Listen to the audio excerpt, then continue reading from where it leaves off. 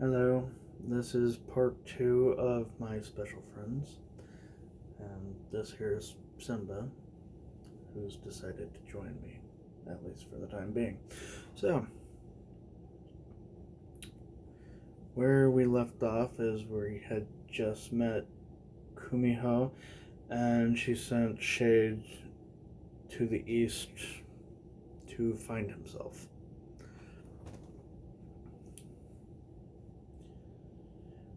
The sun ray faded as Shade approached, turning back once he saw that Kumiho was still regarding him with her soft brown eyes and munching on his gift, a single flower at a time. With a heavy sigh, Shade stepped into a cool pool of water. Ugh. The air here was calm and serene. The wind was still, as if nature was holding its breath. The water was the color of aquamarines and clear as glass, with water lilies gracing the surface.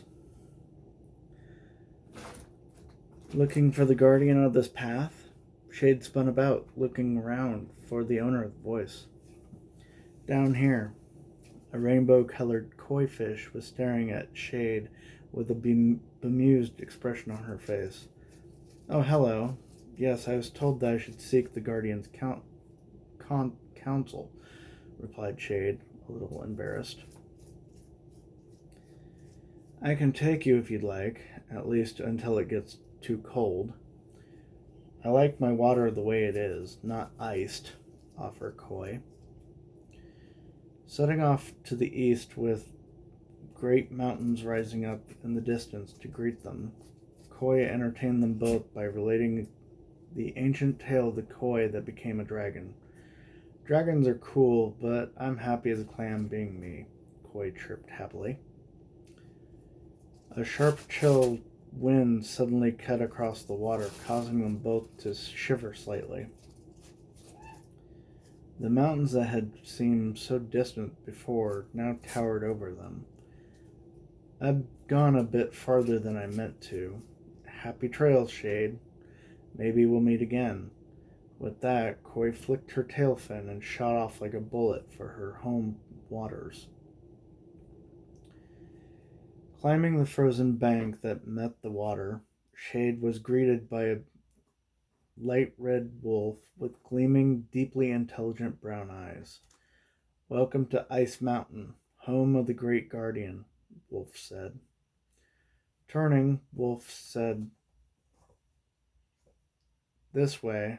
Try not to slip. Walking on ice isn't the easiest thing to do as a human, as a wisp Shade was finding it almost impossible to keep his balance. Realizing Shade was having a very hard time, Wolf doubled back and started shoveling snow onto the ice path and packing it down. It will still be slick, but perhaps this will help, Wolf explained in answer to Shade's confused expression. An hour or two later, Shade and Wolf made it to the cave mouth where the guardian was residing. Shade's mouth dropped open in shock. The great guardian was a huge white wolf as big as a house. Greetings, you may refer to me as Wise One, rumbled the guardian. My home may be cold, but I welcome you to warm yourself with this fire, motioning to the crackling fire that Shade was certain hadn't been there before. Approaching the fire, shivering slightly from the cold and nerves, Shade gathered the courage to crack a small joke. Can I call you Wisey instead? If you must, replied Wisey with an eye roll. Now, if you don't mind, we are here for a reason. To help you recover who you are, which to do that, I need to ask you a simple question. What is 3 plus 3? 6. But what does that have to do with who I am? Shade asked, confused. Nothing. It was just to make sure you were paying attention, Wisey chuckled. Okay, we'll get serious now. Think back to your childhood. Who was your hero growing up? My grandpa. Shade had so many fond memories of his grandfather growing up. This question was super easy to answer. All right. Why? Wisey demanded. My grandpa was always there for me. He always made time for me, as he did with all of his grandkids. Grandbabies, he called us. It didn't matter how old we were. The man was patient and fair. Unnoticed by Shade, his form got a bit more solid, a bit more defined. Good. You should go to the north from here, unless you'd like to pointlessly backtrack to the blossoms. Wisey settled himself down to sleep. Wolf, who'd been standing by silently, came forth. I know the way. I'll take you to the edge of this place if you'd like, Wolf offered. I greatly appreciate that. Thank you, Wolf.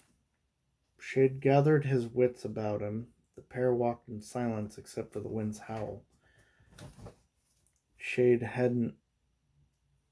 What are you doing over there?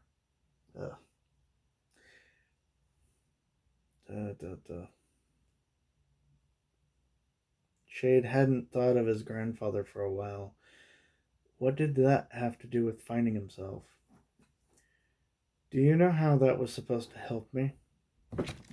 No, it's not for me to know. I'm not a guardian. Just a friend of Wisey, said Wolf with a little smirk on his face. Here we are, the place where two lands meet. It was like looking at a painting. On the side where they stood, it was cold. Snow was starting to fall from the sky. On the other side, a pink bamboo grew wildly, various shades of pink everywhere. A small trail was just visible through the dense pink, the tan dirt in deep contrast to the vivid bamboo. Thank you for guiding me, Shade said with a small smile. My pleasure, Wolf replied. With that, Wolf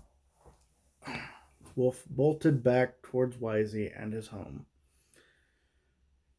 Shade took a deep breath and stepped from the frigid cold into the balmy forest.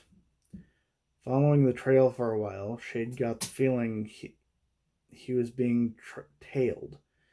Stopping in his tracks, he listened for a minute.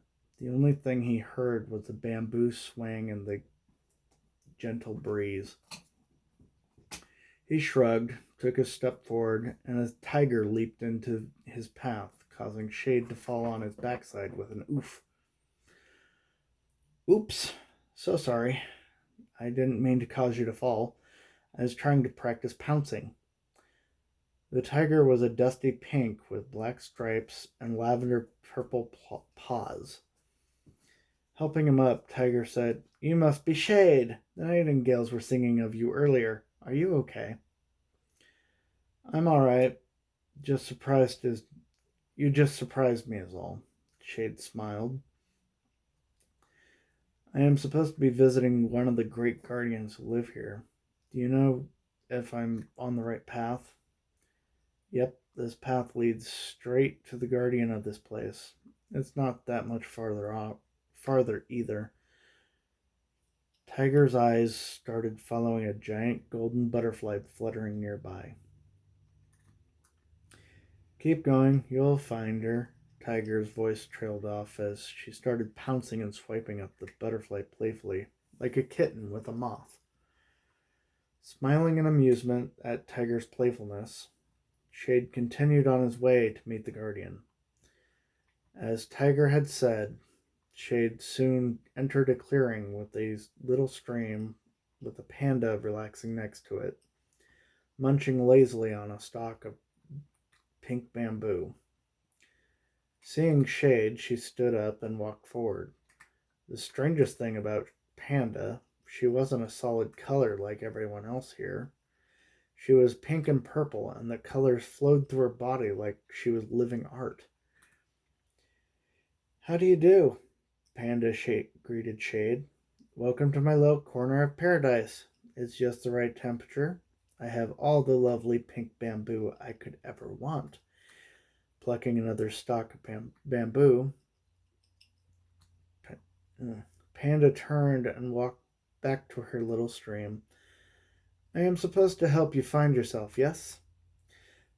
Put these things in order of importance to you: yourself, friends, family, wealth, happiness. Shade pondered the question for a bit. This was a bit more tricky than the last question was to answer. I don't think I can. I consider myself important.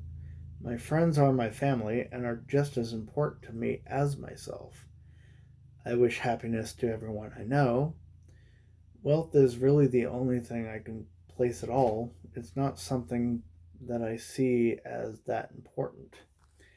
Having enough money to live comfortably and have some left over to save is enough for me. As Shade answered this question, he once more grew more defined and solid. He was halfway between shadow and human again, but still he didn't notice. Smiling, Panda replied, Excellent. I have done all I can for you. Please give Kumiho my regards when you see her. You'll want to go south. Panda closed her eyes as she continued to munch on her pink bamboo stalk.